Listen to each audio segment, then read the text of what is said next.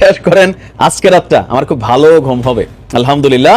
আপনাদেরও ঘুম ভালো করার মতন মন ভালো করার মতন আরো একটা সংবাদ নিয়ে আসছি দর্শক। We are focus. বাংলাদেশের মানুষের জন্য খুবই জরুরি।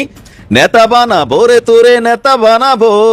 গতকালকে এসে একটা রাস্তা খুঁজে পাইছে, উনি এমন ভাবে ডিজাইন করছে যে ডিজাইনের মধ্যে আপনাদেরকে আসতেই হবে নতুন বাংলাদেশের জন্য। ডক্টর মোহাম্মদ ইউনূস স্যার আমাদেরকে মাছ পথে মাছ দরিয়ায় ফিলাফিয়া চলে যাবে, জাহাজটা ওনার হাতে। উনি হচ্ছে এখন বাংলাদেশ জাহাজের ক্যাপ্টেন। ভাগাভাগি, লুটপাট, দুর্নীতি, খুনাখুনি, হানাহানি কিচ্ছু থাকবে না, এটা আপনারা বিশ্বাস রাখেন। 30 কোটি, 35 কোটি, 40 কোটি, 100 কোটি বিএনপির নমিনেশন বাণিজ্য ওঠানামা করছে। তারেক রহমানের এখন কয়েকটা বাণিজ্য। সমস্ত জল্পনা কল্পনার অবসান বাংলাদেশকে তার মঞ্জিলে মকসুদে নিয়ে যাচ্ছে। দর্শক, সমস্ত সন্দেহ সংশয় কেটে গেছে। অসাধারণ খেলা, মুহূর্তেই সফলতা। শেখ হাসিনাকে ভারত থেকে রাশিয়া পাঠিয়ে দেওয়ার গুঞ্জন শোনা যাচ্ছে। বিষয়গুলো আলোচনা করছে ভারতীয় মিডিয়াগুলা হঠাৎ করে কেন শেখ হাসিনার বিরুদ্ধে ইউটার্ন নিচ্ছে। দ্বিতীয় ধাপের সারপ্রাইজ শুরু হয়ে গেছে, জনগণকে তাক লাগিয়ে দিচ্ছে। অকল্পনীয় ঘটনা, বাংলাদেশে এটা কেউ ঘটাতে পারেনি। এদিকে এবার খালেদা জিয়া মৃত্যুর মূল ভিডিও ফুটেজ প্রকাশ্যে আসে। নতুন চাঞ্চল্যকর তথ্য ফাঁস হয়, অনেকের মুখোশ উন্মোচন হয় আজকে। ৭১-এর কথাটা আবার সামনে তুলে ধরা হইল, আবার পিছনে চলে গেলাম আমরা। এই ৭১-এই আমরা আটকা আছি ভাই, গত ৫৪ বছর, ৫৫ বছর হয়ে যাচ্ছে। আর কয়েকদিন পরে ৫৫ বছর হয়ে যাবে। আমরা এই ৫৫ বছর ওই ৭১-এর বর্ষির মধ্যেই আটকা আছি, আর আগে বাড়তে পারতাছি না। ওইখানেই বারবার ঘুইরা যাইতে হইতাছে। এইটার একটা ফয়সালা হওয়া উচিত ভাই। হ্যাঁ, তারেক রহমান সাহেবকে ধন্যবাদ দেই এই জন্য যে উনি কিন্তু কোনো লুকোচুরি করে নাই, সোজাসুজি বলছে ৭১-এর অপরাধে যারা জড়িত ছিল, যারা হত্যাকাণ্ডের সাথে জড়িত ছিল, গণহত্যার সাথে, তাদের বিচার হইতে হবে। উনি যে দিক নির্দেশন দিয়ে দিল ওনার কর্মীদেরকে, এই কথাটাই তো বলতো ফজলুর রহমান সাহেব, একটু আগে থেকে বলা শুরু করে দিয়েছিল। কিন্তু ওই একই কথা তো শুনলেন মিস্টার তারেক রহমানের কাছ থেকে আপনারা। মূল কথাটা তো উনি বইলা দিল ৭১-এর রাজাকারদের বিচার হইতে হবে। কেন এই কথাটা বলছে? শুধু এবার কেয়ার হাসপাতাল থেকে চোখ সরাইবার জন্য? না, এরকম কিছু না। এটার বলার পিছনে ভাই মহৎ একটা উদ্দেশ্য আছে। এই উদ্দেশ্যটা কি জানেন? নির্বাচনের তরি পার হওয়া, নির্বাচনটাকে সহজ করে নিল উনি ওনার দলের জন্য। নির্বাচন কমিশনার বলছে আই এম রেডি। কি করবেন? নির্বাচন। ওকে, আসেন, এখন নির্বাচন তো ভাই দিয়ে দিবে, তফসিল ঘোষণা করবে 11 তারিখে। 10 তারিখে বিটিভি যাবে, রেকর্ড হবে, সব ভাষণ রেকর্ড হইয়া সামনে প্রচার করে দিবে। তার মানে নির্বাচন শুরু হয়ে গেল। আর নির্বাচন শুরু হওয়া মানে কি জানেন? ওই যে গর্ভবতী মার পেইন আরম্ভ হয় না, পেটের ব্যথা, ঠিক সেই ব্যথাটা শুরু হবে। কারণ বাংলাদেশ নতুন একটা বাংলাদেশ জন্ম দিতে যাচ্ছে। আর ওই বাংলাদেশটা কি ৭১ থেকে বিচ্ছিন্ন? একদমই না। যারা ওই ৭১-কে টেনে আনতেছেন ভাই, তাদেরকে আমি শুধু একটি কথা বলবো, আপনারা বলেন, বলতে থাকেন, জনগণই বিচার করবে, জনগণই ফয়সালা করবে। এখনই সময় ফয়সালা করার যে আমরা কি সেই অতীত ৭১ নিয়েই থাকবো, আমরা কি বিভাজনের রাজনীতি নিয়েই থাকবো, দুইটা ভাগ হয়ে থাকবো সারা জীবন, যেভাবে গত ৫৪ বছর মানে ৫৫ বছর আমরা ছিলাম, সেভাবেই কি থাকবো? আমরা কি ওই ৭১ নিয়েই থাকবো? বারবার খালি পিছনের দিকেই যাব, সামনে যাবো না ভাই? সামনে যাইতে হবে তো। ডক্টর মোহাম্মদ ইউনূস স্যার বলছে না পিছনে যাওয়ার কোনো ক্ষমতা নাই, কোনো রাস্তা খোলা নাই তো পিছনে যাওয়ার, সামনেই যাইতে হবে। উনি এমন ভাবে ডিজাইন করছে যে ডিজাইনের মধ্যে আপনাদেরকে আসতেই হবে নতুন বাংলাদেশের জন্য, কোনো উপায় নাই। আপনারা যারা এখন ওই ৭১ রাজাকার বিভাজনের রাজনীতি, ওই পুরনো রাজনীতি সামনে তুইলা ধরতেছেন, এটার সমস্ত দায় দায়িত্ব কাদের উপরে জানেন? ভোটারের উপরে। ভোটাররা কি সিদ্ধান্ত নিবে তারাই বুঝবে। আগামী নির্বাচনের মধ্যে দিয়ে বুঝাই দিতে হবে যে আমরা ৭১ আর ২৪ এইসব নিয়েই থাকুম, নাকি নতুন একটা বাংলাদেশ গড়ুম। এই নির্বাচনেই আমরা ক্লিয়ার হয়ে যাবো। দেখেন ভাই ব্রাদার, কারা জিতবে কারা জিতবে না এটা কিন্তু আমরা টের পাচ্ছি ভিতরে ভিতরে। আর টের পাচ্ছি বলেই আমরা অস্থির হয়ে উঠছি ভাই। ক্ষমতা কে ছাড়তে চায়? কেউ ছাড়তে চায় না। ধরেন আমি একটা লটারির টিকিট কিনছি ১ কোটি টাকার, 10 টাকা দিয়ে কিনছিলাম, 1 কোটি টাকা পাইয়া গেছি। পেপারে দেখলাম, হ্যাঁ আমি পাইছি, আমার নাম আছে, নাম্বার আছে, কিন্তু এখন আমি টিকিটটা খুঁজা পাইতাছি না। সেই লটারির টিকিট আর খুঁজাই পাইতাছি না। আমি যতই চিৎকার করি আমাকে দিবে? ওনারা কি আমার মুখের কথা বিশ্বাস করে 1 কোটি টাকা দিয়ে দিবে? আমাকে প্রমাণ দিতে হবে তো। তার মানে আমি টিকিটটা হারায় ফেলাইছি, এখন আমার মাথা খারাপ। আমি দেখতেছিলাম ক্ষমতাটা আমার হাতে, একদম হাতে, চেয়ারে আমি বসুম, ওই টাইমে আইসা কই থেকে জানি ভেজাল লাগাই দিল ডক্টর ইউনূস স্যার। এমন এমন কিছু কমিশনার তৈরি করলো, যে কমিশনগুলা এমন এমন রিপোর্ট দিল, যে রিপোর্টের মাধ্যমে আমরা বুঝা নিলাম, হায় হায় পিলখানার হত্যাকাণ্ড হয়েছে কিভাবে, আবার 24-এর হত্যাকাণ্ড হয়েছে কিভাবে।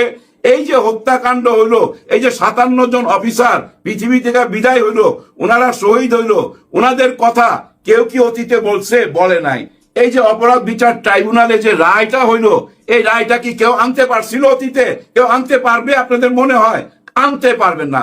ডক্টর ইউনূস স্যার কি কইরা যাইতে হবে? ডক্টর ইউনূস স্যার যা যা লাগবে তা তা কইরা তারপরে ক্ষমতা দিবে।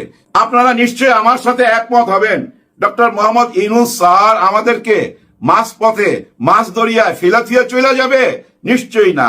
আমাদেরকে একটা কিনারা ওনাকে ভিড়াইতে হবে, জাহাজটা ওনার হাতে। উনি হচ্ছে এখন বাংলাদেশ জাহাজের ক্যাপ্টেন, আর এই ক্যাপ্টেন মাছ সমুদ্রের মধ্যে জাহাজ ফালাই দিয়ে ভাইগা যাবে? এটা কি হইতে পারে? না। উনি এই জাহাজ এমন একটা জায়গায় ভিড়াই দিবে যেখান থেকে নতুন বাংলাদেশ শুরু হবে। এটা ওনাকে করতে হবে। কারণ কি জানেন?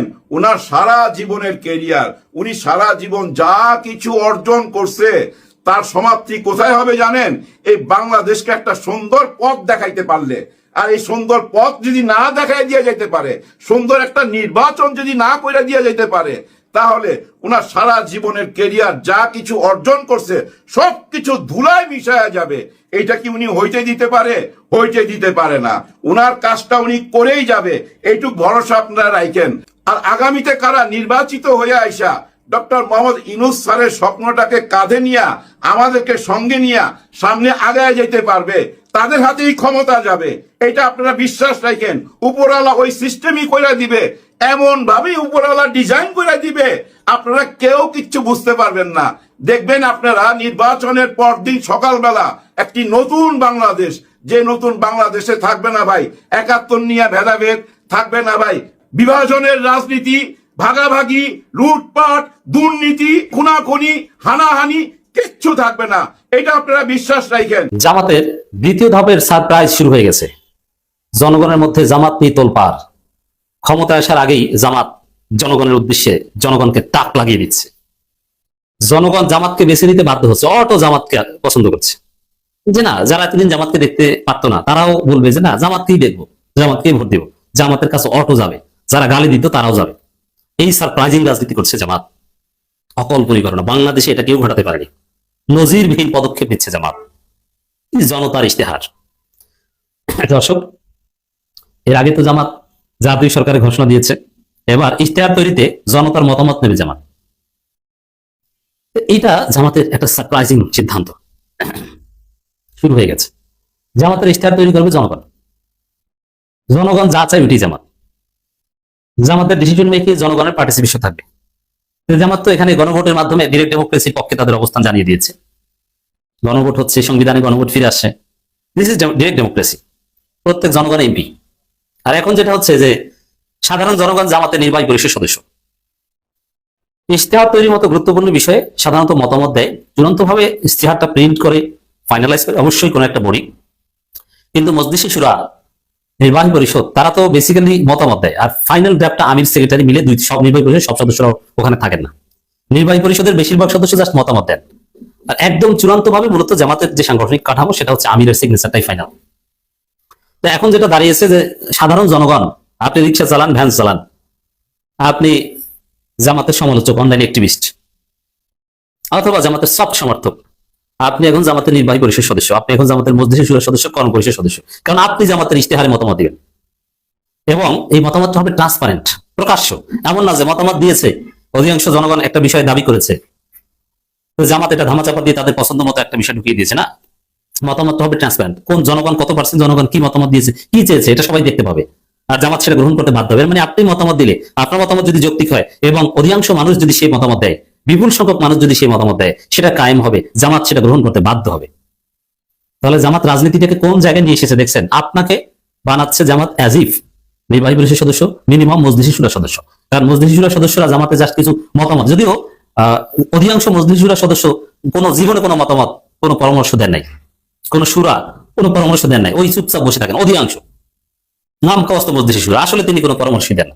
তার কাছে ওইভাবে জামাত দেওয়ার সুযোগ আছে, কিন্তু আলাদাভাবে জিজ্ঞাসা করেন না, তিনিও দেন না। মনে করেন যে একজন জামাত নেতা, আমি নাম বলতে পারি, এরকম শত শত আছে, 40 বছর যাবত জামাতের মজলিস শুরা সদস্য, জীবনে জামাতকে কোনো পরামর্শ দেন নাই। জামাত যা বলবে ওইটা সামিয়ে নেওয়া তা না। কিন্তু এখন যেটা দাঁড়াচ্ছে, আপনি একজন সাধারণ নাগরিক, কিন্তু আপনার পরামর্শ গ্রহণ করতে জামাত বাধ্য হবে, কারণ আপনি অনলাইনে পরামর্শ দিবেন এবং দ্যাট উইল বি রেকর্ডেড, এবং এটা জামাত পাবলিশ করবে। জামাতের রাজনীতি আসলেই জনবান্ধব, প্রো পিপল, জনমুখী, পিপলস ওরিয়েন্টেড। আপনি জামাতের ইশতেহার দিবেন, জামাতকে ঠিক করে দিবেন, আপনি জামাতের কাছ থেকে কি চান ঠিক করে দিবেন, জামাত সেটা করতে বাধ্য হবে, এবং জামাত সেদিকেই যাচ্ছে। পার্থক্যটা দেখেন, বিএনপি আছে ব্যস্ত 71-এ কে কি করেছিল, কোথায় কি ষড়যন্ত্র তো চলছে, এইসব হাবিজাবি কাল্পনিক বিষয় নিয়ে। আর জামাত এখন ব্যস্ত কি নিয়ে? জনগণ কি চায়, কিভাবে দেশটা চালানো যাবে, কিভাবে বাংলাদেশকে সিঙ্গাপুর, দক্ষিণ কোরিয়া, মালয়েশিয়ার মতো উন্নত বানানো যাবে, কিভাবে বেকারত্ব দূর করা যাবে, কিভাবে দুর্নীতিমুক্ত বাংলাদেশ করা যাবে, এটা নিয়ে। 30 কোটি, 35 কোটি, 40 কোটি, 100 কোটি বিএনপির নমিনেশন বাণিজ্য ওঠানামা করছে। তারেক রহমানের এখন কয়েকটা বাণিজ্য, যারা ওখানে নমিনেশন বাণিজ্যের জন্য যায়, 20 কোটি টাকার কোনো নমিনেশন নাই ওখানে, এখন 30 থেকে শুরু হয়েছে, 30 থেকে 100 কোটি। তারেক রহমানের কাছ থেকে তারেক রহমানের ভ্যালু কি? আমি যদি একজন নিরপেক্ষ মানুষ, আমি কোনো দল করি না, কিন্তু আমার চোখ কান তো খোলা। আমি লন্ডনে কি হয়, আপনাদের কি মনে হয় দর্শক শ্রোতা, আমি জানি না এখানে বসে লন্ডনে কি হয়, তারেক রহমান কি করে আপনার মনে হয় আমি তা জানি না? লন্ডনে তারেক রহমান কার সাথে দেখা করে আমি জানি না? লন্ডনে তারেক রহমানের পাশে কারা চাঁদাবাজি করে আমি কি জানি না? আমি দেখি না? দেখি এবং জানি। দর্শক, কিন্তু একটা কাজ আমি করি, যে কাজটা কি জানেন? সমালোচনা, গালি এ দেওয়ার মধ্যেও আমি লোকজন একটা সুযোগ দেই, যে গালিটা একটু পরে দেই, একটু কম দেই, দেখি না একটু পরিবর্তন হয়। কারণ কি, গড়ে পড়তায় ব্লাঙ্কেটলি আপনি যদি সবাইকে গালি দিতে থাকেন, ভালোকে ভালো না বলেন, ফর এক্সাম্পল তারেক রহমান তার খারাপ দিকের জন্য আমি তার গালি দিই, কিন্তু তারেক রহমান ভালো তো দিয়ে একটা কাজ করে, ভালো তো দিয়ে একটা কথা বলে, তাহলে আমি কি করি? যখন খারাপ কাজগুলো করে তার একটা সমালোচনা করি, আর ভালো কাজ যেগুলো এগুলো নিয়ে প্রশংসা করি। ওকে, এখন আমি যদি নিরপেক্ষ ভাবে আমেরিকায় বসে এবং লন্ডনে গিয়ে চারিদিক থেকে বিচার করে দেখি যে তারেক রহমানের চারপাশে এমন একটা নেটওয়ার্ক তৈরি করা হয়েছে, ওই নেটওয়ার্ক ভেদ করা কারো দ্বারা সম্ভব না। একটা দিকেই নেটওয়ার্ক ভেদ করা সম্ভব। ওখানে যদি আপনি $10,000 বান্ডিল দেন, $20,000 বান্ডিল দেন, $50,000 বান্ডিল দেন, বান্ডিল অনুযায়ী আপনার সম্মান হবে। $10,000 বান্ডিল হলে আপনি তারেক রহমানের সাথে কোনো একটা উচ্চুঙ্গার মতো ছোট একটা জায়গায় বসে চা খাবেন না। $10,000 দিলে কোথাও দাঁড়িয়ে হ্যান্ডশেক করবেন, একটা ছবি তোলার সুযোগ পাবেন। আপনি যদি $20,000 দেন তাহলে আপনি বসার সুযোগ পাবেন। আপনি যদি $30,000 দেন তাহলে একটা চা খাওয়ার সুযোগ পাবেন। আর যদি $1,00,000 দেন তাহলে কোনো এক জায়গায় বসে আপনি লাঞ্চ অথবা ডিনার করবেন, তারপরে আপনাকে তারেক রহমান আপ্যায়ন করবে। আপনি চার্ট বুঝছেন? 10,000 থেকে শুরু হয়, মিনিমাম 10,000 দিবেন তারেক রহমান। এখন একটা কথা, তারেক রহমান বলবে আমি তো এগুলো জানি না। আরে ভাই, তুমি জানো না? তোমার পাশে সানি বৈশা রয়েছে, কয়সর বৈশা রয়েছে, তোমার পাশে আনোয়ার হোসেন খোকন বৈশা রয়েছে। প্রত্যেকটা জায়গায় কমিটি বাণিজ্য করে এবং আনোয়ার হোসেন খোকন লোকজনের কাছে বলে এটাকে ভাইয়ের জন্য দিতে হবে। এখন ইদানিং আবার ভাইয়ের কাছে নমিনেশন বাণিজ্যের জন্য, মাই গড, 30,000, 50, মানে আমি ভুল বলছি, 30 কোটি, 35 কোটি, 40 কোটি, 100 কোটি বিএনপির নমিনেশন বাণিজ্য ওঠানামা করছে। 20 কোটি টাকার কোনো নমিনেশন নাই ওখানে, এখন 30 থেকে শুরু হয়েছে, 30 থেকে 100 কোটি তাদের বাণিজ্য। তো তারেক রহমান, অনেকে বলছে তারেক রহমান ফেব্রুয়ারিতে যদি ইলেকশন হয় তাহলে আজকে এখন অক্টোবর, নভেম্বরের মধ্যে তফসিল ঘোষণা করতে হবে, তারপরে 1-2 মাসের মধ্যে নির্বাচন। তারেক রহমান কি দেশে গেছে? তারেক রহমান কি বলা হয়েছে জানেন? সালাউদ্দিন বলছে, আমির খসরু মাহমুদ বলছে, সামা ওবায়দ বলছে, আব্দুল আওয়াল মিন্টু বলছে, ইকবাল হোসেন টুকু বলছে বান্ডিল চলে যাবে, নমিনেশন তো আপনি ওখান থেকে দিবেন। মজুমদার ফ্যামিলির কৃতিত্ব এটা। কোন মজুমদার ফ্যামিলি? বেগম খালেদা জিয়ার বাবার ফ্যামিলি। কোনো কিছুই বিএনপিকে এগোতে পারেনি, অথবা বলতে পারেন এগিয়ে যেতে পারে, বিএনপি এমন কিছুই করতে পারেনি। বলেন তো এমন একটি ঘটনা আপনি বলতে পারবেন? আপনি একটু পজ করুন, চিন্তা করুন, ভিডিওটি বন্ধ করুন, যে শুনছেন, যারা শুনছেন তারা একটু বলুন তো, বিএনপির একটা কাজ, জাস্ট একটা কাজ বলেন যে বিএনপির এই কাজটির কারণে মানুষ খুশি হয়েছে, মানুষ তাদেরকে ভোট দিতে পারে। আসে এরকম কোনো বিষয় মাথায়? 1 2 3 নিশ্চয় আসছে না, আমি দেখি না। বরং পিছিয়ে দেওয়ার 4টা কাজ আমি বলতে পারি। শেখ হাসিনা পালানোর সাথে সাথে তারা নির্বাচন চেয়েছে, অথচ কেউ তখন শপথ গ্রহণ করেনি। ডক্টর ইউনূস শপথ গ্রহণ করার সাথে সাথে নির্বাচন চেয়েছে, অথচ ডক্টর ইউনূসকে কোনো রকম সময় দেওয়া হয়নি। বিচার নিয়ে হাজার হাজার ছেলে ফেলে শহীদ হয়েছে, আমরা আহত হয়েছি। আমরা বলছি কেন, আমিও আহত হয়েছি। এই আহতদের চিকিৎসা নিয়ে, যারা শহীদ হয়েছে তাদের বিচার নিয়ে তাদের মুখে কোনো কথা শোনা যায়নি। উপরন্তু উল্টো তারা আওয়ামী লীগকে রিলিভেন্ট করার ব্যাপারে নানান কথা শোনা গিয়েছে। অলিগার্কদেরকে আশ্রয় প্রশ্রয় দেওয়ার ব্যাপারে তাদের মুখে আমরা হতাশাজনক কথা শুনেছি। আচ্ছা, এসব বাদ দেন। এই যে 4টা ইউনিভার্সিটিতে ছাত্র সংসদ নির্বাচন হয়েছে, এটা আমি বলতে চাইছিলাম না। এই নির্বাচনে কি বিএনপির জন্য পজিটিভ কিছু হয়েছে? এই নির্বাচনে বিএনপি এমন কিছু কি দেখাতে পেরেছে ভবিষ্যতে মানুষ তাদেরকে সংসদ নির্বাচনে ভোট দিবে? এই নির্বাচন থেকে বোঝা যায় বাংলাদেশে ইউনূস পালানোর পরে নির্বাচন বলতে এটি হয়েছে, এই সংসদ নির্বাচনগুলো হয়েছে। এই সংসদ নির্বাচন কোনোভাবেই সিমটম প্রকাশ করে না যে বিএনপি ক্ষমতায় আসতে পারে, বরং অন্য কিছু প্রকাশ করে। এই মেধাবী বাংলাদেশের সবচাইতে বাছাইকৃত ছাত্ররা বাছাই করেছে শিবিরের ছেলেদেরকে। এই ছেলেগুলো ধরেন এখানে 4 লক্ষ ছেলে ফেলে আছে, সবখানে সিনিয়র জুনিয়র শিক্ষক সব মিলিয়ে। এদের প্রভাব আছে এদের উপরে, এদের 4 লক্ষ পরিবার আছে, এদের আত্মীয় স্বজন আছে। আপনি নিশ্চিত জেনে রাখুন, এই ছেলেগুলো, যেই ছেলেটা ঢাকা ইউনিভার্সিটিতে চান্স পেয়েছে, ফিজিক্সে পড়ে, অ্যারাবিকে পড়ে, সেই ছেলেটি তার গ্রামে খুব পরিচিত ছেলে, প্রভাবশালী ছেলে, মেধার দিক দিয়ে অন্তত। প্রভাবশালী বলতে রাজনীতির কথা বলছি না, তার প্রভাব আছে, তার কথার মূল্য আছে, তার সম্মান আছে। অনেকগুলো ফাইট করে সে ঢাকা ইউনিভার্সিটিতে টিকেছে। একটা সিটের বিপরীতে অনেক ক্ষেত্রে 90টা আসন লড়াই করেছে, তাই না? এক একটা সিটের বিপরীতে। তো ঢাকা ইউনিভার্সিটি যারা জিতে তাদের একটা প্রভাব আছে, এই প্রভাব নির্বাচনে পড়বে। সুতরাং আমার বিশ্লেষণে, চিন্তায়, বিএনপি এমন কোনো কাজ করেনি যে বিএনপি আগামী নির্বাচনে এই কাজটির জন্য বিএনপি ক্ষমতায় আসতে